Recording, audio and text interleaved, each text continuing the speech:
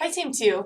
You guys are killing it in here. You guys are doing a great job in here discussing back and forth. So I want to talk about a couple of things that you guys were kind of talking about. I've made myself some notes here to make sure that we hit all of the points.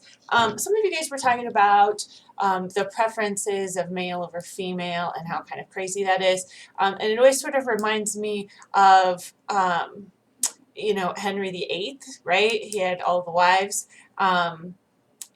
So you're right. So I think it was maybe Morgan was talking about, but isn't that determined by the male sperm because they're the only one that can donate the Y that would create a boy? So yes, the truth is it comes from the male, right? Because they're the only one that have any variation of the chromosomes that they could create a male or female offspring. So that idea that females are not as desirable at birth. We can look at China and kind of see how that has created an enormous problem in their country and in their society. For the longest time, they imposed the one child rule so that families could not have more than one child simply for population purposes.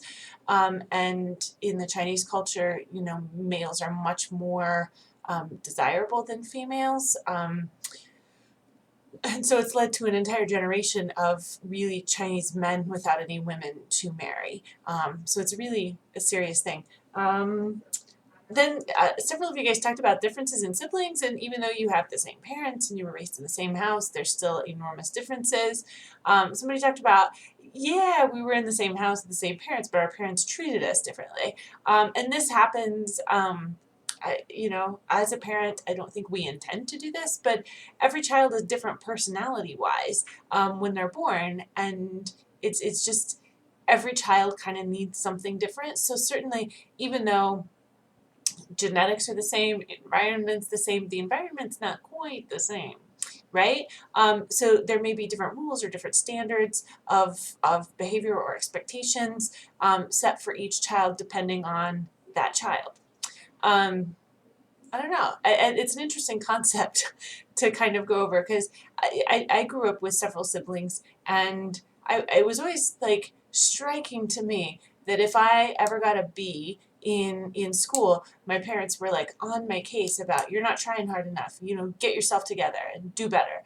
And if my brother or my sister, one older, one younger, brought home B's or C's, it was like cause for celebration. It always felt like, what the heck?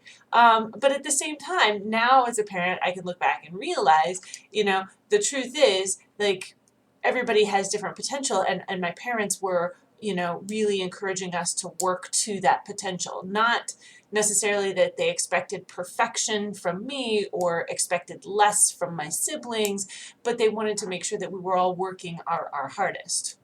Does that make sense? So, cut your parents a break here.